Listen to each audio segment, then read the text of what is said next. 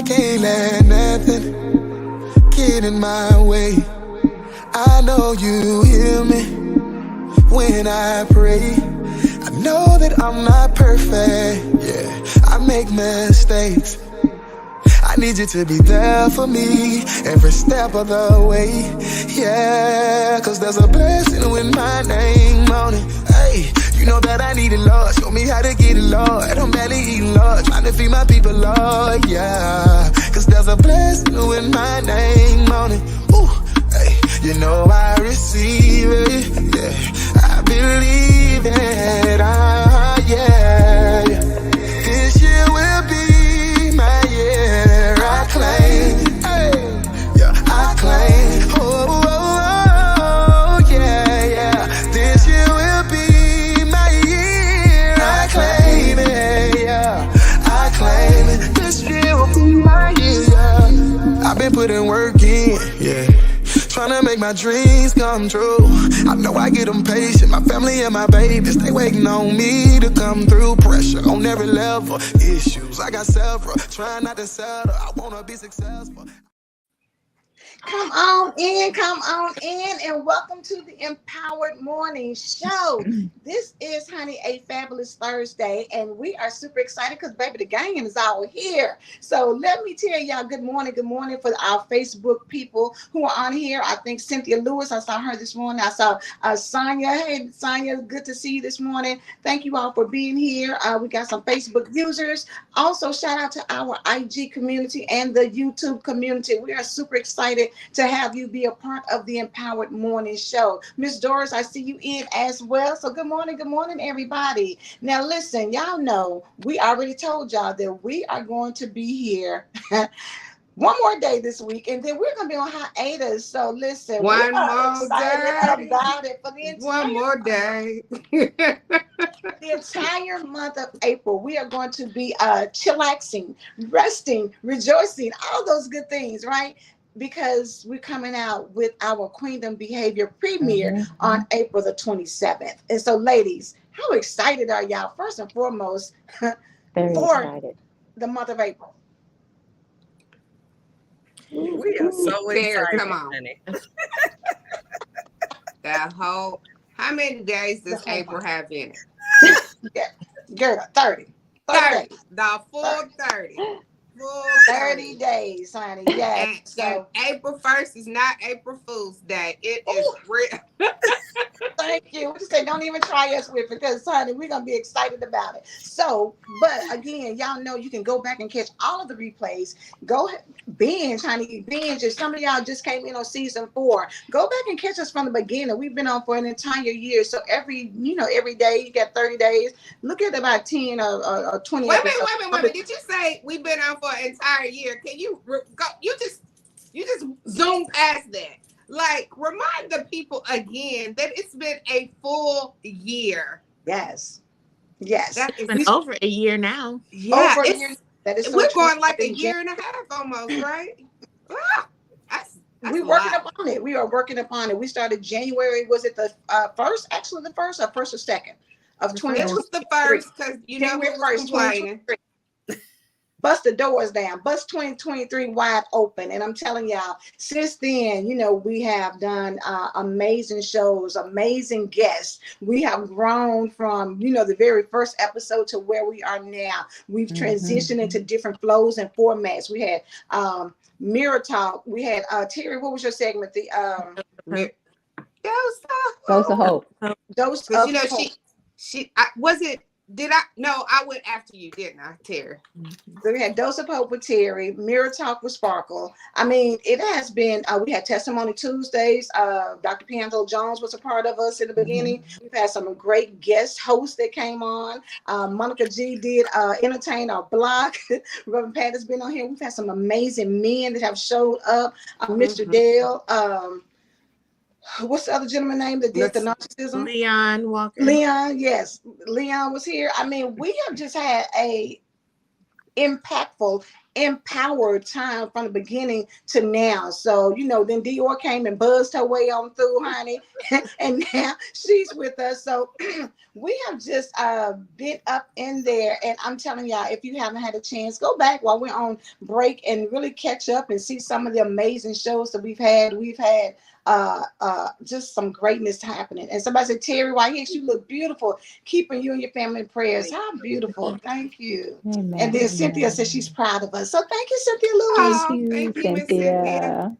So much. So y'all know that as we have talked about getting ready to leave for the break, we've just switched it up all this week. So, normally Dior did come through on Monday, but she came through a little quiz that, everybody was like, now see, she's doing the most of the time, but that's all right. We learned a little something about ourselves, Terry, we had 18 questions.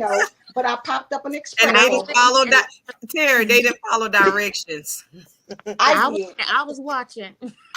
Terry, I was the only one that followed directions. Regina was like, She was like, oh, I was supposed to write it down. Yes, Regina. Right. And Brock was like, what's the direction again? What we doing? What? I was watching.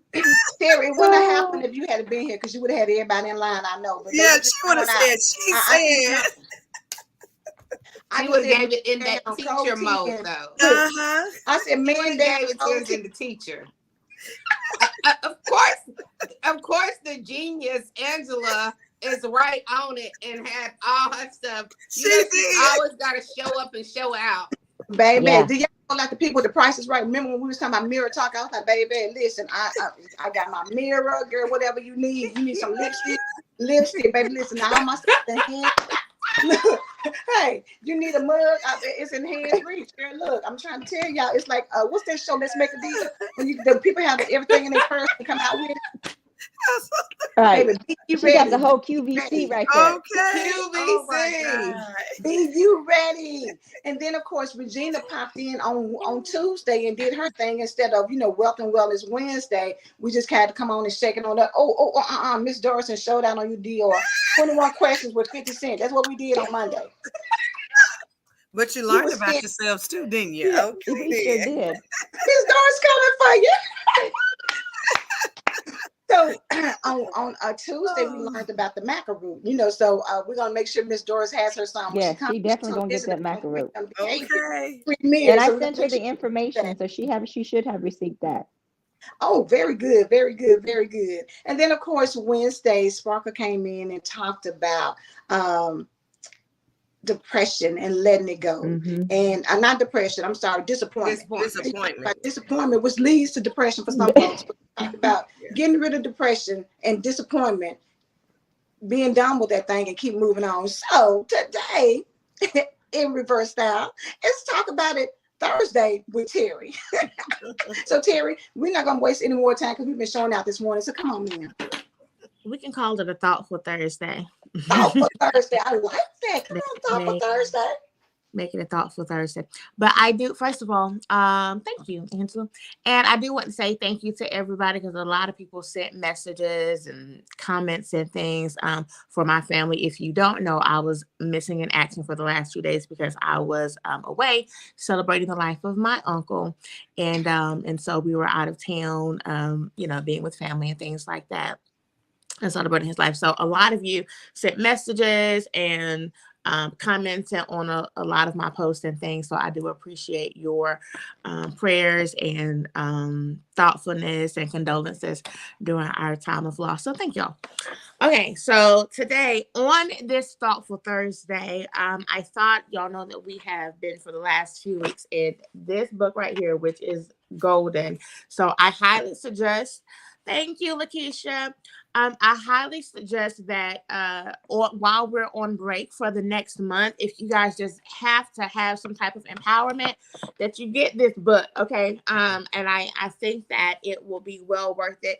The book is called Developing the Leader Within You 2.0. And if you think to yourself, well, I'm not a leader because I don't, really have a leadership position at my job or in my community or at my church or wherever, I like to say at the very basic level, you are the leader of you. So we're all leaders in some regard, because at the very minimum, we all have to lead our own lives. And so, and then if you have a family, if you are a wife or a mother, then you have a family to lead as well. So we are all leaders in some capacity. So this book, even if you are preparing to go into some sort of leadership position, this book is great for you.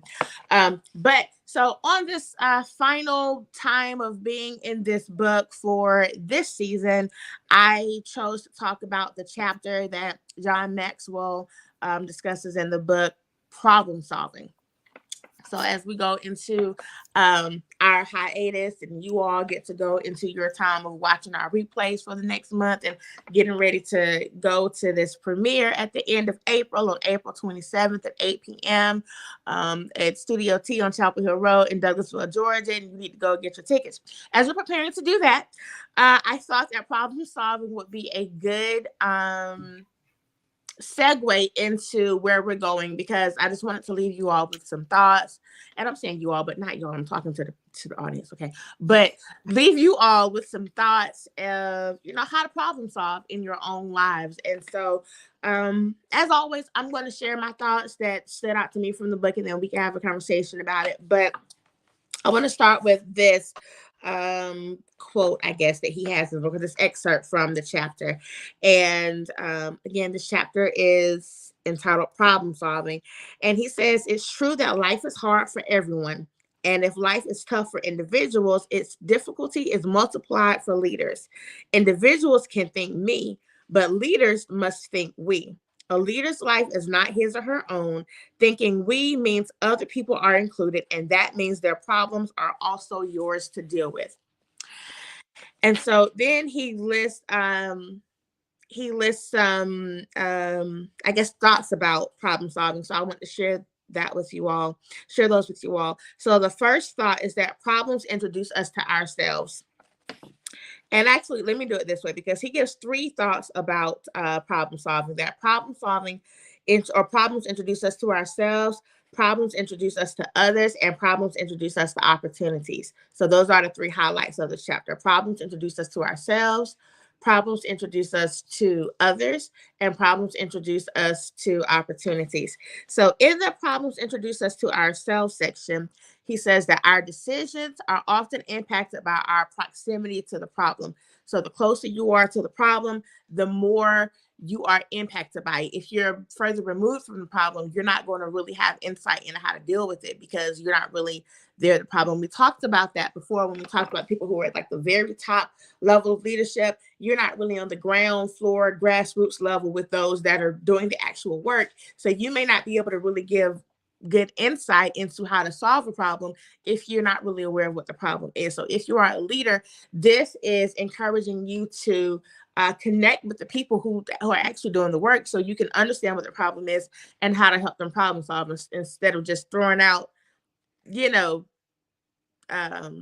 some solutions and some ideas, and you're not even really fully sure how this problem is happening or what they even do to help them solve the problem. So you want to make sure you're close to the problem. And then he says in this, and I thought this was a great point, as a leader, the more disconnected you are from your people, the more disconnected you may become from the problem. And I wrote in my little notes here, some people's disconnection is the problem. So when you're disconnected from the problem, sometimes that is the problem, because you don't even know how to solve it. You don't even know that there is a problem because you're disconnected from it. So the second point is our plates as leaders will always be filled with problems. So the quicker you learn that you're going to always have a problem, the easier it is for you to know that you're going to have to deal with it and to be able to come up with solutions. So a very large part of leadership is solving problems. And he says that you're either always going into a problem or into a crisis, you're in a crisis, or you just come out of a crisis. And that's just the life cycle of a leader. So the quicker you acknowledge that, the easier it'll be for you to realize, okay, here's a problem, let me problem solve it. If you break down every time a problem shows up, you might need to rethink your time as a leader. All right. The third thought is that pragmatism serves us well as leaders. And so what he's talking about here is being patient as a leader and realizing that patience, we like to say patience is a virtue, but you also really need patience as a leader. And if you just try to jump into solving a problem without understanding what the problem is, without having insight, and you're just trying to get to the solution without really taking the time to understand what the problem is, it's going to lead you into further problems down the road. Because sometimes it's kind of like when you go to get a car fixed. You think it's this one thing. So you get that one thing fixed and it wasn't really that one thing. It was like 10 other things. So now that one thing that you fixed messed up the other 10 things. And now you're stuck. You got to get those things fixed. So what he advises is that you take a good look at what the problem is before you dive into coming up with solutions or you dive into trying to fix the problem. Take some time to figure out what the problem is. Take some time to be close with the problem to understand the problem, and then come up with your solutions. All right, and then I think this is the final one. Nope, it's not. Okay, it's almost final. Okay, believing there is always an answer is an asset. Believing there is always an answer is an asset. So basically, it's important to know that there's always an answer. Whatever the problem is, there's always a solution to it. You just have to, again, have the patience to sort out what that problem, what that answer is, and take the time to find the solution. There's always an answer. There's always a solution to the problem. And then number 5, our actions can make our problems increase in number and size. Our actions can make our problems increase in number and size. And then number 6, problems handled well often make us better. Problems handled well often make us better. Okay, and I think that was the last one. Okay, and then the next section is problems introduce us to others. And so what he basically talks about in this section is being mindful of your connections. Sometimes when you have a problem, you may come alongside a mentor or a coach or someone who has done what you're trying to do, who is able to give you direction and instruction and give you real practical advice for how to solve your problem. So, but if you don't have that problem, you might never meet that person who can help you resolve that problem. So it's important to be mindful of your connections. And when I say connections, I mean good connections, okay? And I mean godly, divine connections. But being mindful of your connections, because when we have problems, they can connect us to people who can help us solve those problems and can help us get further along in life and in our leadership journey.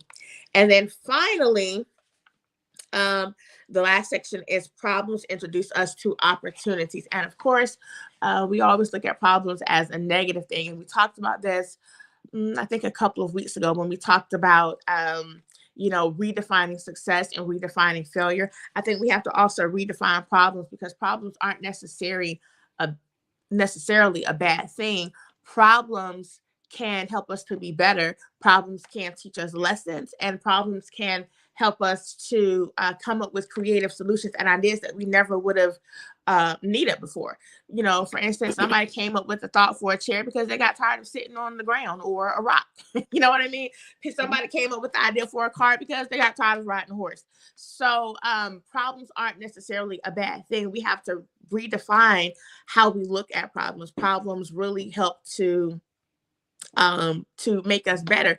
And when we look at problems through the lens of not, oh, here goes something else I got to fix, something else I got to deal with, another problem I got to solve. But we look at it as an opportunity to create something new, to come up with something different, to have a new idea, to connect with new people. Problems aren't a bad thing. They are just a stepping stone that gets us to our next level in leadership, our next level in life, our next level in our careers. And so when we see a problem arising, of course, you want to be proactive and try to solve the problem as best as you can, as quickly as you can. But at the same time, being mindful that, hey, this problem might lead me to someone that I might not have been able to know otherwise. And so there might be a good godly divine connection there. Mm-hmm. And this problem might lead me to an opportunity that I wouldn't have had before. It might lead me to a new space of creativity. It might lead me to a new solution, a new idea that hadn't been thought of before because I was trying to solve this problem. The old saying goes that necessity is the mother of invention. So when we have a need, that's a problem. But instead of looking at it as a negative thing, we can look at it as a positive thing, and ask ourselves, what can I learn from this problem? What can I do better the next time? What can I get out of this problem? What solutions can I come up with? What ideas can I come up with? What new thing can I create? So those are my thoughts, or well, John Maxwell's thoughts rather, and my added emphasis on problem solving. So now y'all can jump in here. You know what? I like the topic of conversation because it is really how you view things that matter when you see problems that arise. And it makes me think of, even in biblical times when, Joshua and Caleb was sent to spy the land. The other people came back and said, "Oh, we're grasshoppers in their eyes." But Joshua and Caleb came back and said, "Okay, but we are well able to take the land." It is how you view your problems. Are you going to view your problems as so big that you're overwhelmed and you can't make it happen, and it's just throws you for a loop and you just can't move forward? Or are you going to say, okay, it's a problem, let's take a look at it, let's figure it out? Because as he said, there is always an answer. You just have to come from a space of knowing that, calming down, having the patience, assessing what's going on, and then moving forward accordingly. So I think that, with problems introducing us to ourselves, it teaches you a lot about you, how you react in situations, what's your level of, clear thinking when situations happen. For me, I'm a give it to me straight, bottom line end girl. Like, how bad is it? I don't want to know all the details. Like, okay, well, we need to do this. We had to do this, and this is what happened. I don't care about that part. I just need to know where we're at so we know how we need to fix it to move forward. So it just teaches you a lot about yourself, and then of course, introducing you to other people. You can't make it through life, like we said before many times. We got to learn how to ask for help. And sometimes as leaders, you got to be open-minded to figure out, who can I get to bring in here? Maybe I need to talk to an expert that can help me resolve this situation for everybody. But that's introducing you to someone else. You can make a powerful connection, and then you don't know what's going to come out of the collaboration.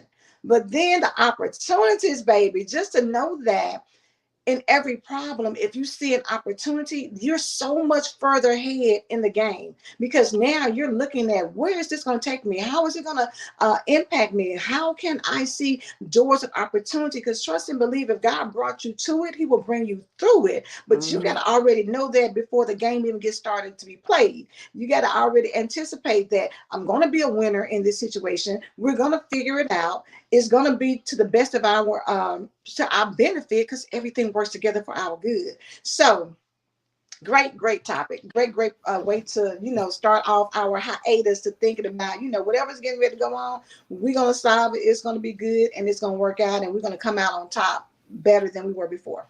Absolutely.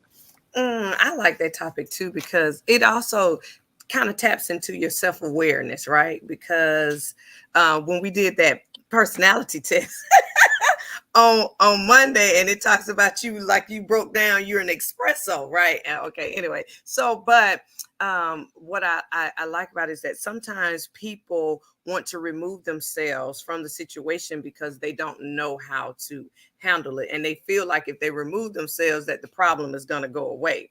But it's still there. No matter how much you try to walk away, run away, do whatever, it you haven't fixed it. And so when being in the corporate world and just kind of being around other leaders, they say always look at problems as opportunities. So if you look at it as an opportunity, then you will tackle it a different way, knowing that it's something greater at the end. And I also say that when these problems or opportunities come around, God is trying to teach you something, right? So whether you are going to stay in that however long because you haven't gotten that lesson, then that's on you. But it's always something, all problems, as we call them, or opportunities come to better you, right?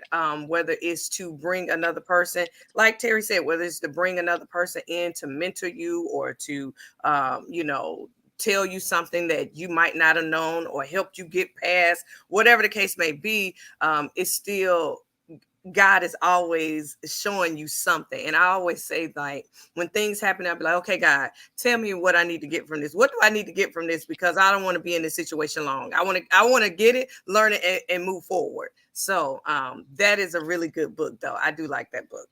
Okay. That's all I got. So everybody knows I like breaking words down. So when I see problem, I see, how am I going to become a pro? How am I going to become a pro out of this? Because if you have to look at it as your glass is already full. So if I'm looking at it as a problem, then to me, that's that whole word that I'm trying to it's overwhelming me. So if I break it down and just say pro, oh God, you having me become a pro at this? Like, you already have fixed your mind up that I am becoming a master at something. I'm becoming better because every problem I have ever had has made me better. Every problem I have ever saw has given me an extra calling, a different assignment.